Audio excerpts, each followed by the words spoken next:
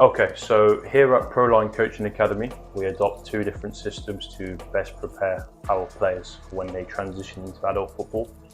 A 4-2-3-1, or a variation of a back four, and the 3-5-2, or a variation of a back three.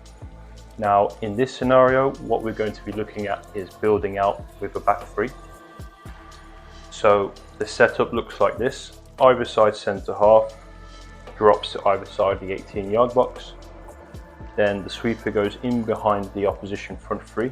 So if the front three are pressing like this, we're looking for the sweeper to go behind this front line. We're then looking for pivots. So let's say in this scenario we're playing against a 4-2-3-1. One of them pushes high and one of them pushes deep.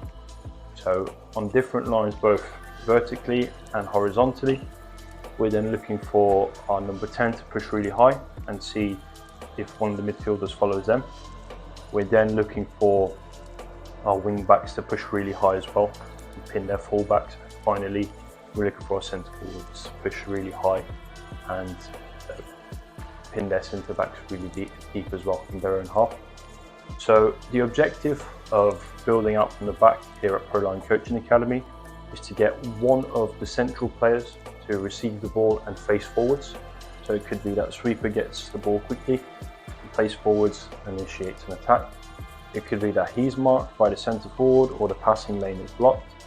Then what we're looking for is creative movements from our double pivot. So it could be that one might go into the other side of the pitch, so the other lane, and then he might push into that lane as well and create space for him to receive. So that could be a double movement. So he could be pushing into here, then quick run into space to lose his marker. It could be that the number 10 drops really deep, so he could drop really deep and test whether that midfielder is going to follow him to then receive. If he's then followed, what we're looking for is rotations, something that we coach at Proline a lot. So it could be that one of the midfielders drops deep to then get followed.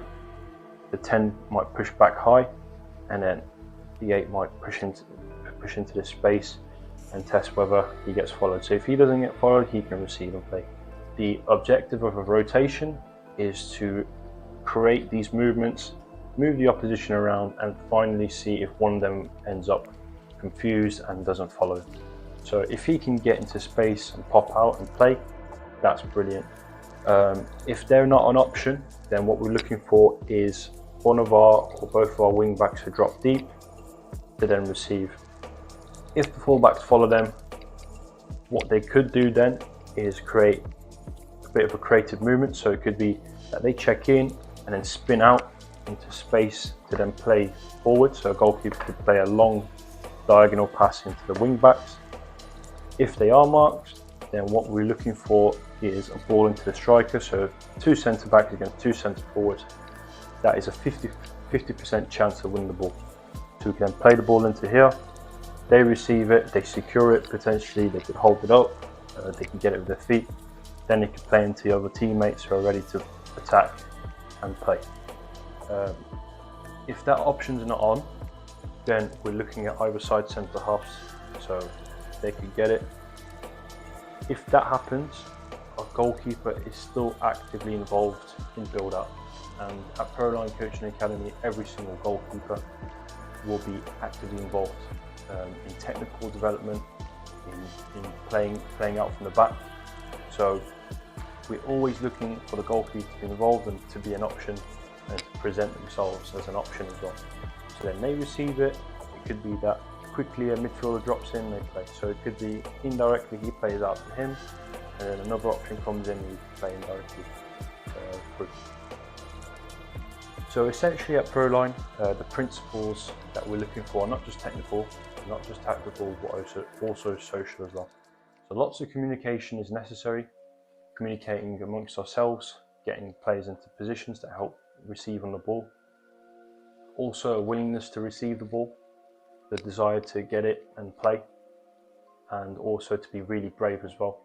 So sometimes there might be moments where we have to clear it, we can do that, no problem.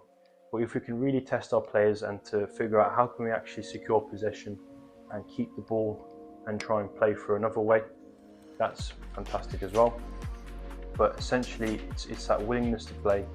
It's knowing everyone's roles within build out and to essentially play through the throws, because we believe that if we keep hitting long balls and hoping to win it, it's not going to give our players the best chance to develop technically. So those are the requirements that we're looking for at Proline Coaching Academy.